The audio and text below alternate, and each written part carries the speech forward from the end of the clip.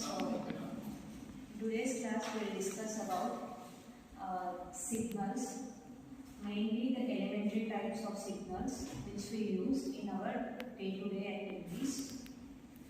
First of all, what is a signal?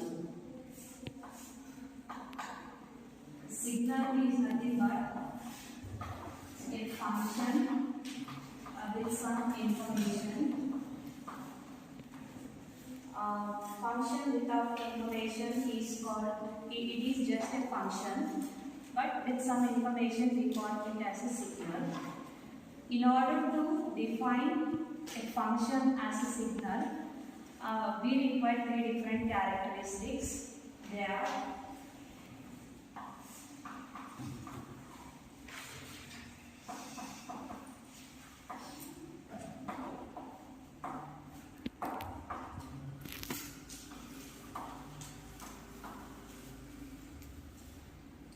first characteristic is that it should have at least one dependent variable.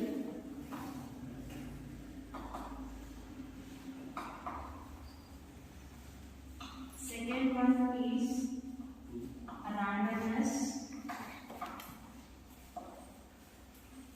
Third one is bandwidth.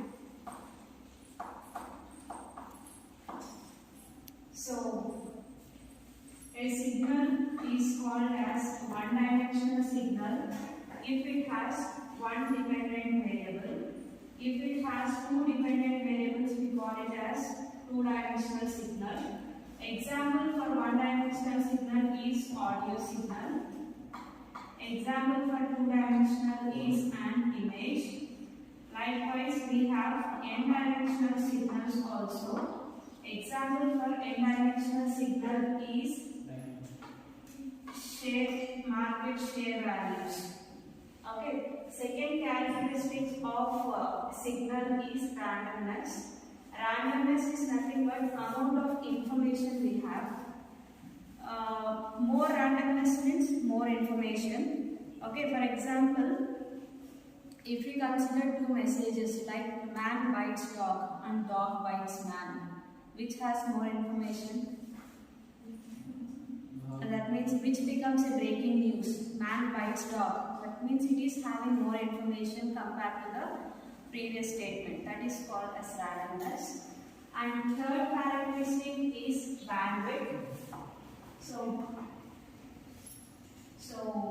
bandwidth we will define it as omega 2 minus omega 1 or higher cutoff frequency minus lower cutoff frequency. It is a measure for defining the characteristic of a signal. These are, if all these characteristics are satisfied, we call it as a signal. Otherwise, it is just a function. This is about characteristic of signal. Next, we move to type elementary signals. Like how many different types of signals we are using.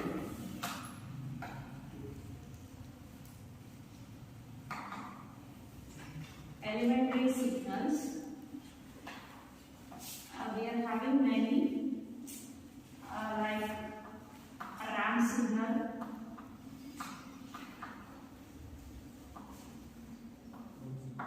step signal, sine signal, a rectangular signal,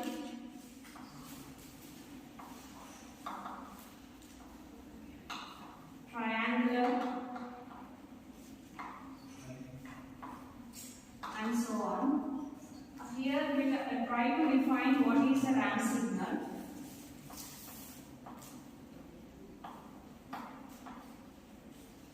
So, if you try to visualize this ramp signal, it looks like this.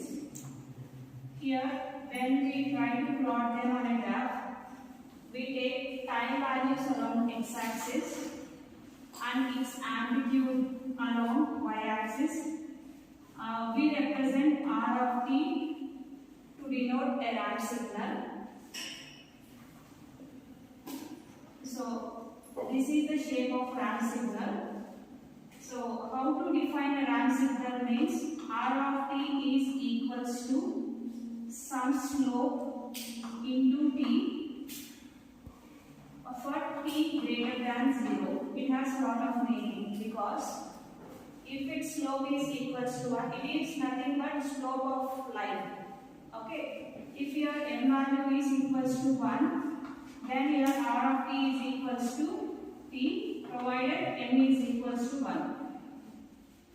What does it mean is for value t is equals to 1, r of t is equals to 1. For t is equals to 0, r of t is also equals to 2 and so on. Likewise, we can draw an ramp signal. It doesn't have any values on negative axis or t less than 0. So one way to define a ramp signal is r of t is equals to m into t for t greater than 0 or 0 otherwise. This representation is called as graphical representation. This is called as a signal representation. Okay. With the help of this equation itself, we can define which type of signal is it. Okay. Likewise, we are having another type of signal, that is step signal.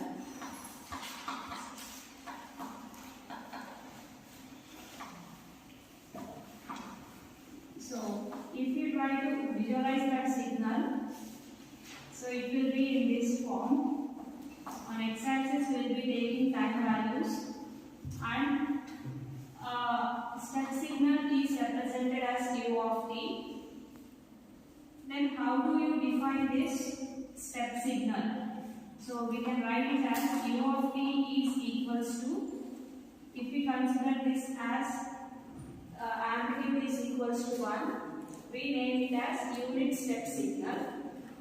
U of t is equals to 1 if t value is greater than 0, it is 0 otherwise, or t less than or equals to 0.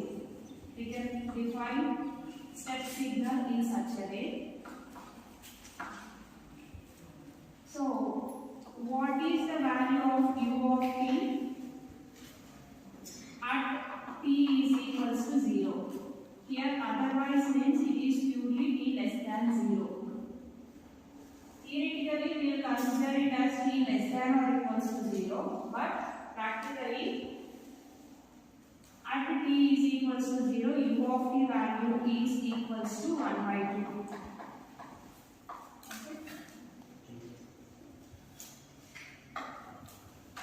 Next we are having another type of signal, that is sine or cosine signal.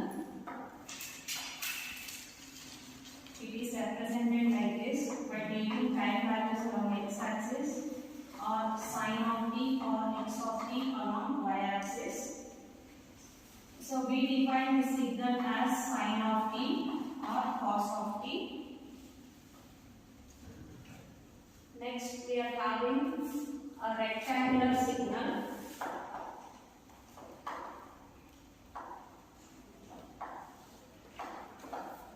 It is represented as RECT of t,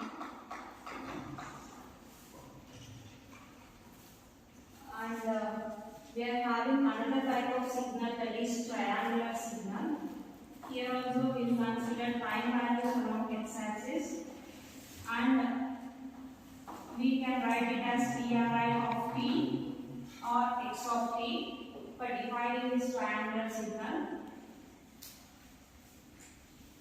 This is triangular signal. And we are having another type of signal, that is sync signal. Here also we will take time values along x-axis, and sync signal looks like this. So this part is called as major lobe, and remaining part, those are called as minor lobes, and it is represented as SINC of t, sync signal. can stop here.